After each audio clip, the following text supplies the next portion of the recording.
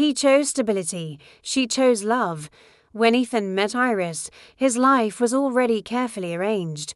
Not happy, just safe. A steady job with predictable hours. A small apartment paid for on time. A future that looked sensible from the outside. Ethan had learned early that stability was survival. Growing up in chaos taught him one thing: never gamble with your footing. Iris was the opposite. She believed life was meant to be felt, not managed. She spoke about love like it was oxygen necessary, urgent, non-negotiable. She chased meaning the way others chase money. When she laughed, it felt like permission to hope. Their love was quiet at first, then consuming with Iris. Ethan felt something dangerous possibility. She asked questions he didn't know how to answer. She wanted to know what scared him, what he dreamed about, what kind of love he believed in. He wanted her, but wanting her felt like standing on ground that could collapse at any moment. Still, he stayed until staying started to feel like the biggest risk of all. The problem wasn't that Ethan didn't love Iris, it was that he loved certainty more. When his company offered him a promotion, better pay, a transfer, a long-term contract, he felt a wave of pure relief. This was it. This was what he had been working toward. Proof that his caution, his careful planning, had all been worth it. Iris read the email over his shoulder and smiled, her eyes lighting up. "So we'll figure it out," she said, her voice full of optimism. "Long distance, or I come with you."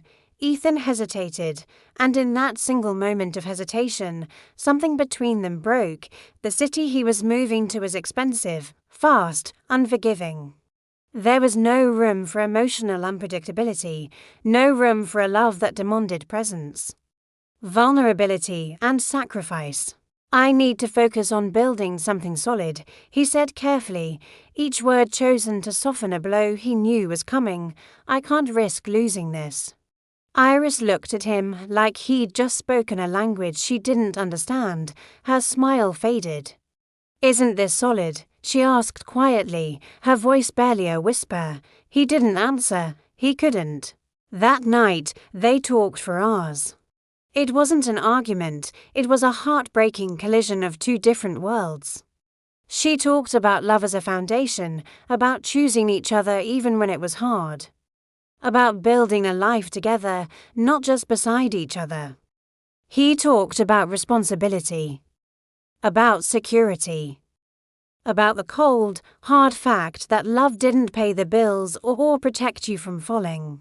"I don't want to struggle," he finally admitted, his voice tight with the fear of his past. "I don't want to survive," she replied softly. "I want to live," they cried. They held each other. They admitted truths that hurt too much to ever take back in the end. Ethan chose the job, and Iris, with a quiet strength, chose herself. They didn't fight. They ended gently like people who still cared but couldn't walk the same road. Ethan moved away. His life became exactly what he thought he wanted: organized, calm, predictable. He climbed the corporate ladder, bought better furniture, slept well most nights, but on some nights, stability felt an awful lot like silence. The quiet in his new, spacious apartment was deafening. Iris stayed. She took chances. She loved freely. She failed publicly. She laughed loudly. Her life wasn't easy, but it was full. It was vibrant. She loved again, never the same way, and certainly never as carefully. Years passed. Ethan would sometimes see her name pop up online, tagged in photos from art shows or trips to places he'd never considered going. She looked happy, alive in a way he had once been so afraid of. Iris would think of him during quiet moments, maybe while watching a sunset or listening to a certain song. She'd wonder if safety ever truly felt like enough for him. They never blamed each other, because when you looked at it, neither of them was wrong. He chose stability, she chose love, and sometimes the saddest endings are the ones where both choices make perfect sense, just not together. Thank you for listening.